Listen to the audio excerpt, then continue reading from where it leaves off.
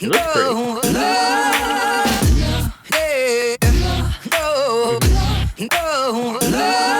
Yeah, we might have...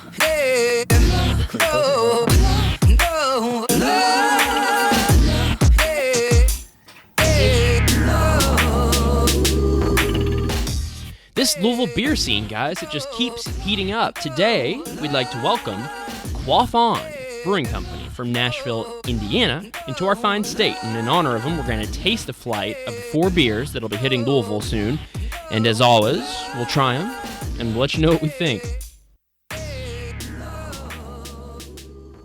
So we've got another new beer, another new brewery coming into Louisville. These guys were nice enough to actually reach out to us, Quaff On. And I think they're bringing kind of their full line of flagship beers into the Louisville market. They're having a kickoff party. Time, right? Yeah, I think for the first time. First time in any state, other state but Indiana.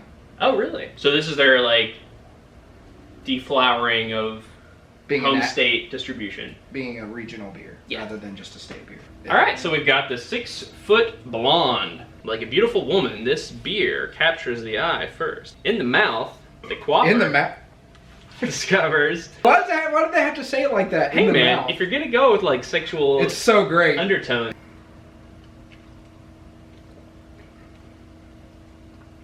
It's got a nice tang on the end. It's actually not exactly what I was expecting for a blonde ale.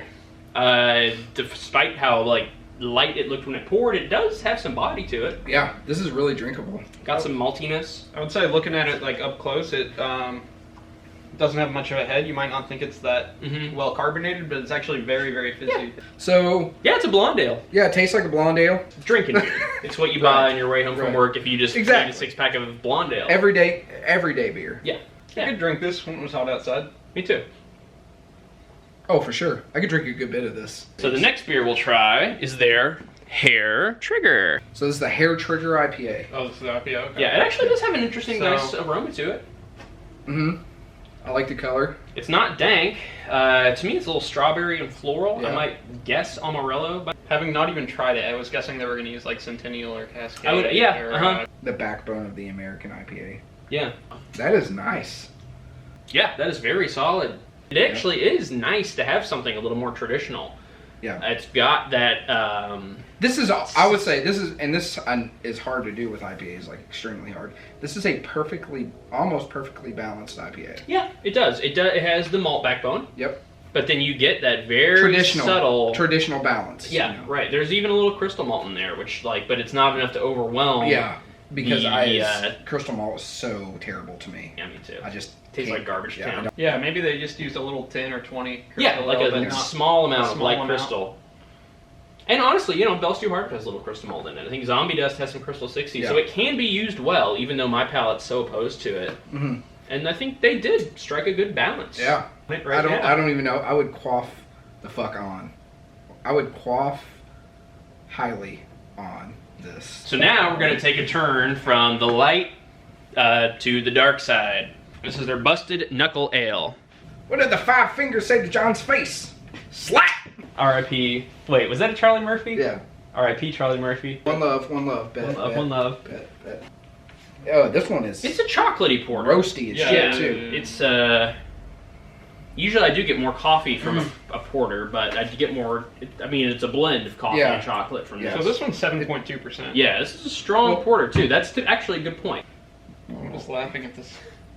Can I read this one? Yeah. Okay. Be eloquent, bitch. What about the name Busted Knuckle Ale? Is the deep red color reminiscent of the fresh blood on a newly busted knuckle of a working man or woman's hand? Damn, son. Alright, that's all I'm gonna read from that. It sounded very Lord of the Flies. Yeah, that was... As Piggy brings the conch shell down. It's an after-work beer, I think is maybe what you're trying to tell us there. So you get home, reward for all your hard knuckle-busting work. Precisely. That goes down easy for 7.2%. Yeah, this is like a beer that is chocolatey, rich, but it's not super heavy. That's real black. Yep, this one looks good. Ooh, that's got a nice head on it. It looks like you got an espresso. Well, that's the way it should look, right? This is called Common Necessity. So I'm going to make a joke about the Jungle Book. Like bare necessity. Okay. Beer necessity. Yeah. Common necessity.